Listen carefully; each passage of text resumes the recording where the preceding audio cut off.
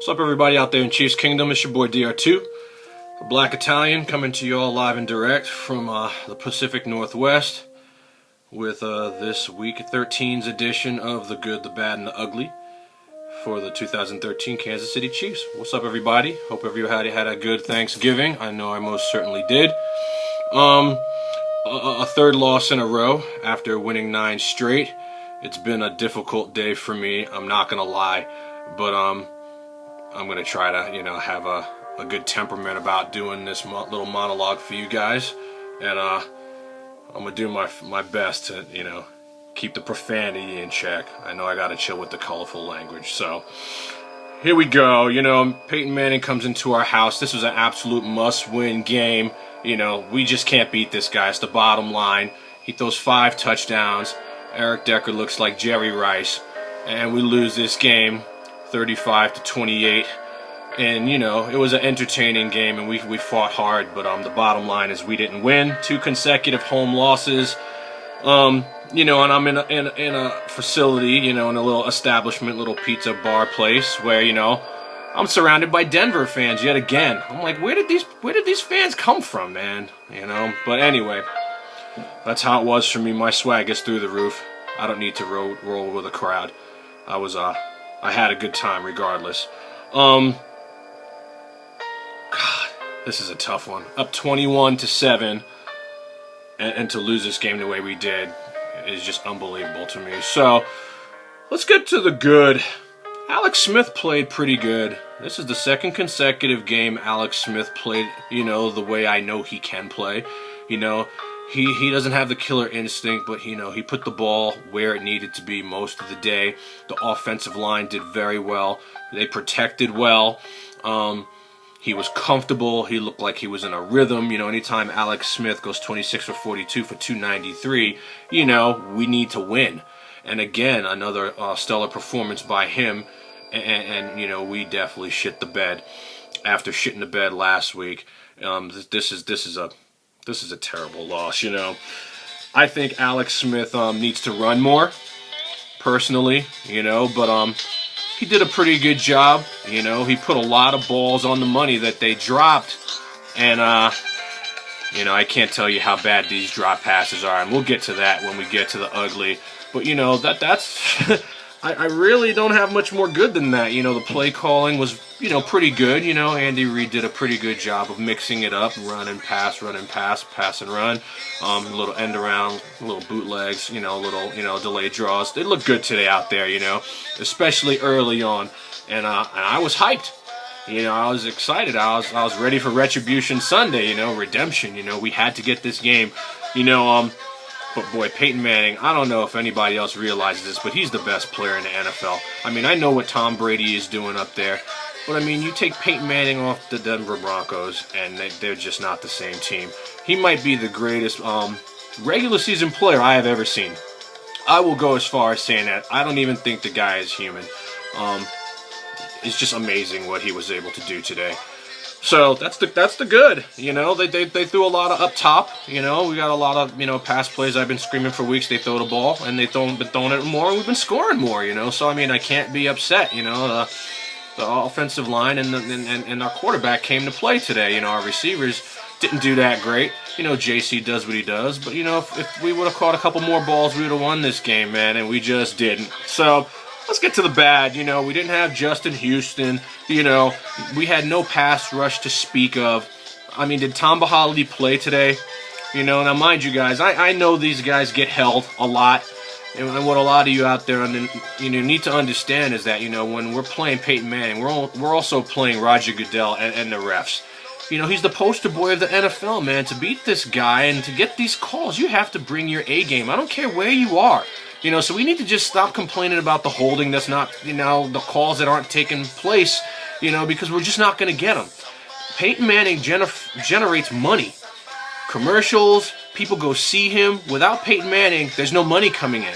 This is the political side of the NFL. It's a cash cow. So they're going to do everything they can to keep this guy upright and in the game. That's just how it is, and so we can't complain about that. That's just kind of how it is. Prince Albert goes down, Fagazano goes down.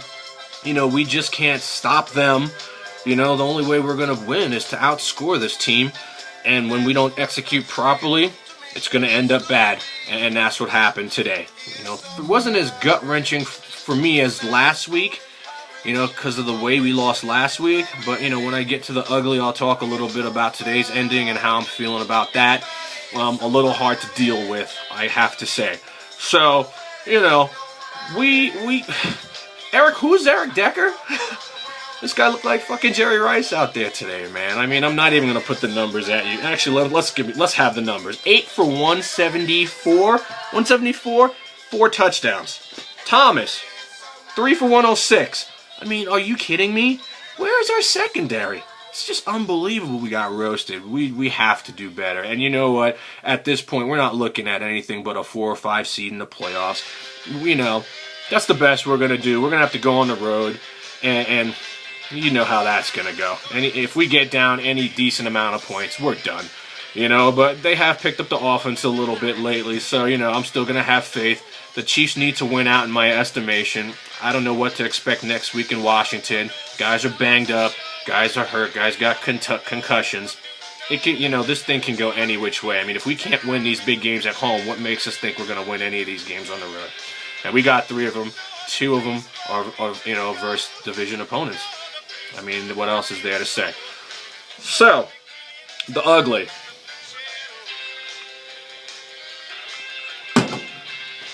I've been roasting Cooper for the last 3 weeks, and I'm going to continue to roast. Okay, I got my George Foreman grill out, and he is on it. Dr. Bob, get this guy off the fucking field. He is getting killed.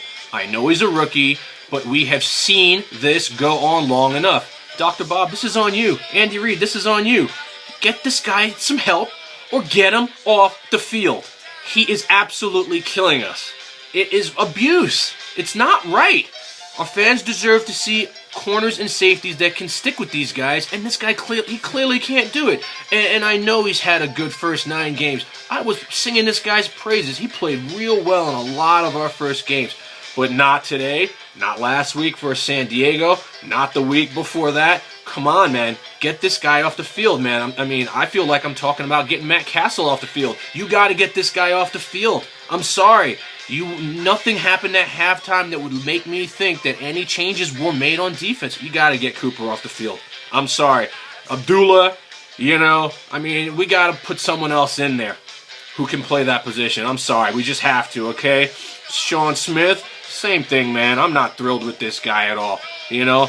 Tall as ever, lengthy, got these arms, just not using them, out of position all day. You know, and today Brandon Flowers got roasted a little bit too. Our secondary is in shambles. The ugly. They got absolutely killed. It was horrendous. I'm sorry, all right?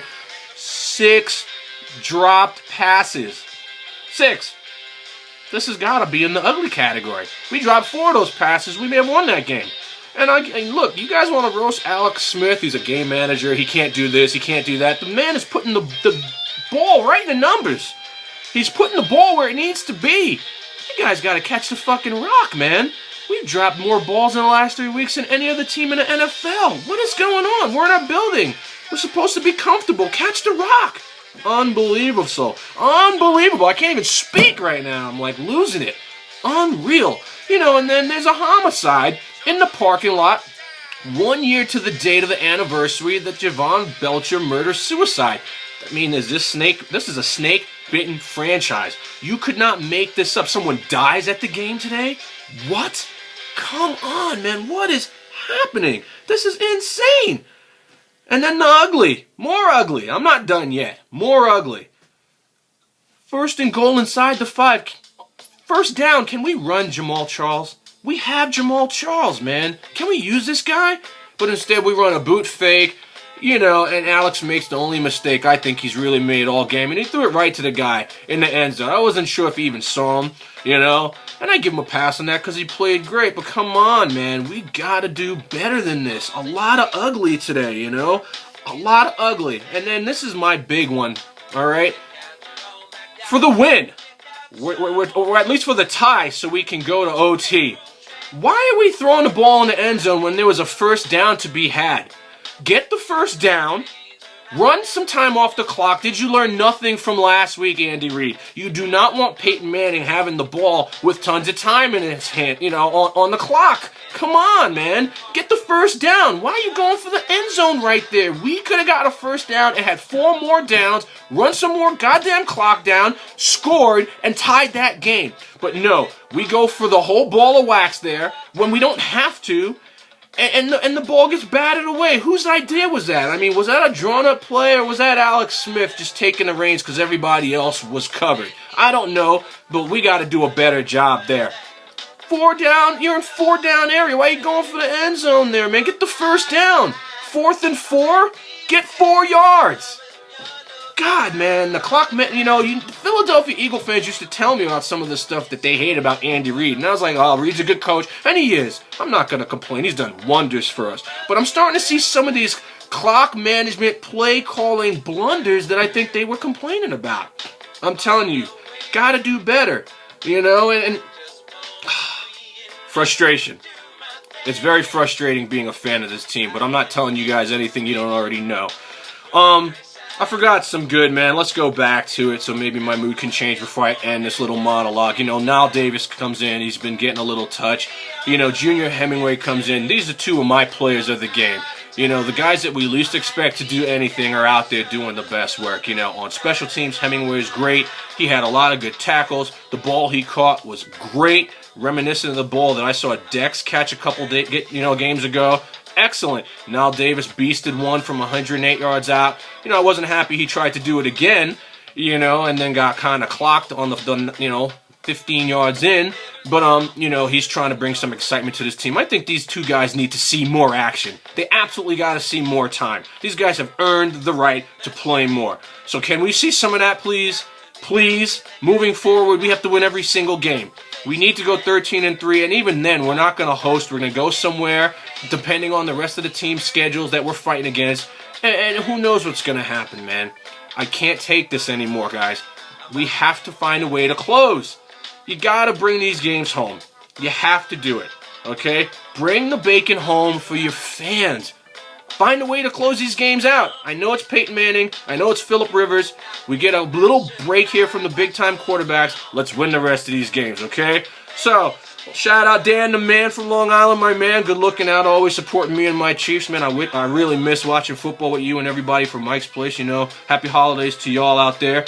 Shout out my man Jason Venduska, always, a loyal follower, watcher, big-time Chiefs fan. Jacob Bunkowski, who's always speaking real truth. Even though you like the USC Trojans, you're still my dude, man. Pac-12 all day, every day. Shout out Keith G. Wallace. Shout out my man Barry Perino. And like always, man, the dude that got me back on here doing my thing again. Shout out Shaggy Shane Williams. So this is your boy DR2.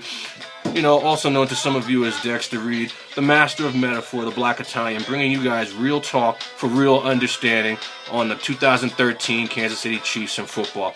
I hope everybody has a good week. I hope everybody stays safe. I'm going to go calm down, maybe take a shower or something because I'm still pissed and the game ended hours ago. So that's all I got for this week. I hope you guys stay up. Hope your families are good. And let's go Chiefs, man. Red and gold till I'm dead and cold. We got to beat Washington. It's not a gimme win. I know they're 3 and something, but that's not a win that we're just going to get. All right, you guys, I'll talk to you next week. Out.